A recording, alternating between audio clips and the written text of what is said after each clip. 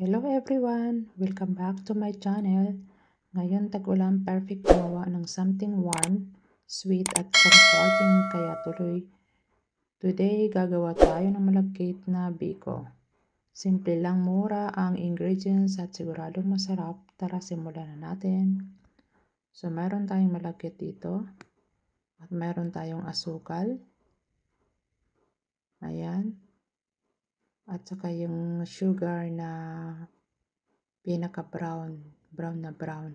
So, ayan, meron tayong malagkit. Ilalagay natin sa ating kaserola at hugasan natin siya.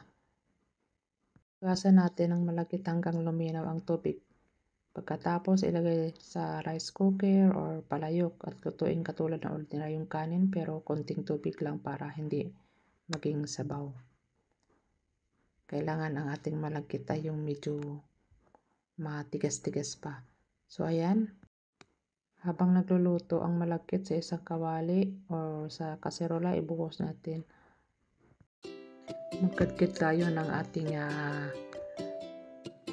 niyog ngayon. So, ayan yung aking pamangkin. Ayan, tapos na natin na gadgad yung ating gata. So, gagawin naman natin na milk na gata. Milk na gata daw.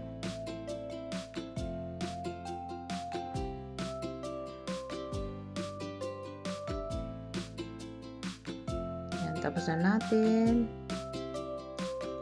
Lulutuin natin ngayon ang ating gata. Gagawin natin latik. Pagba-brown sugar muna. Brown sugar. Gagawin natin dark.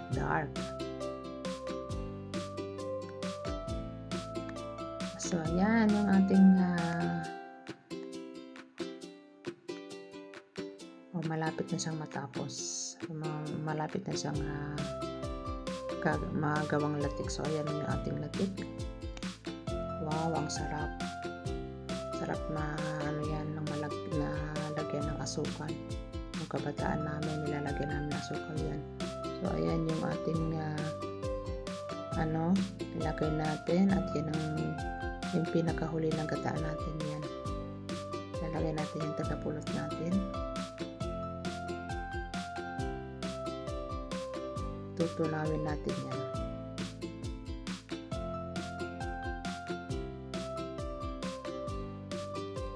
Haluin ito hanggang maging malapot.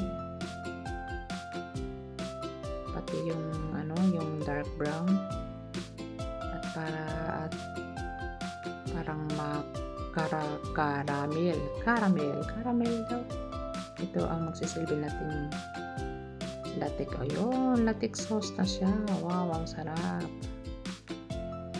Kapag luto na, yan.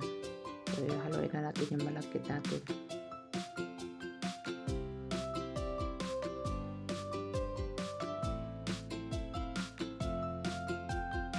Sarap-sarap na yan. Tamang-tama talaga sa tag-ulan.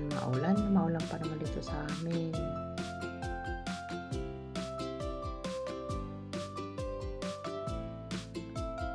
Sarap.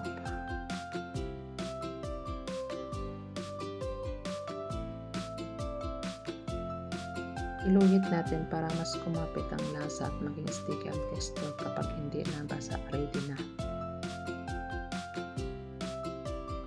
Ano naman ang tinatanong ng aking hipag? At sabi daw niya, masarap daw yung aking niluluto ay.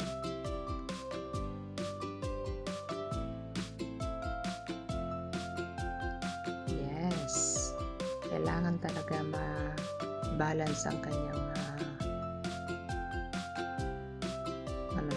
yung kanyang lasa.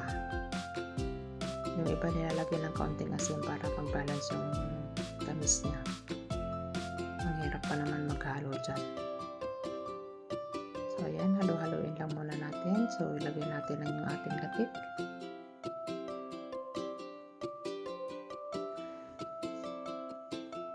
Sarap!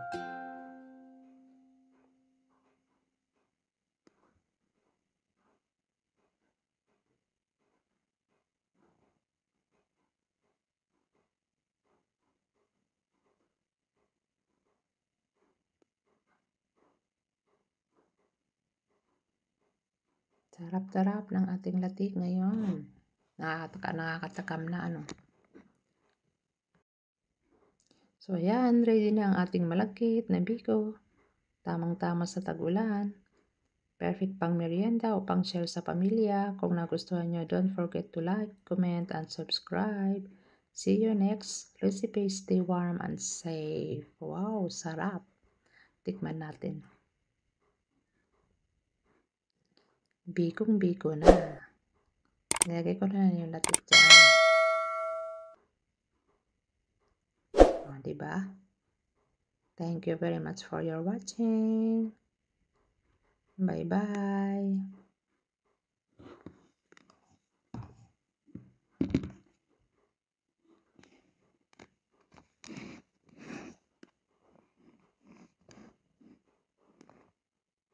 Mayroon pa talaga, nakakatakam nga talaga naman. Marami pa naman yan, magay. Siyempre, mamimigay tayo sa kapitbahay.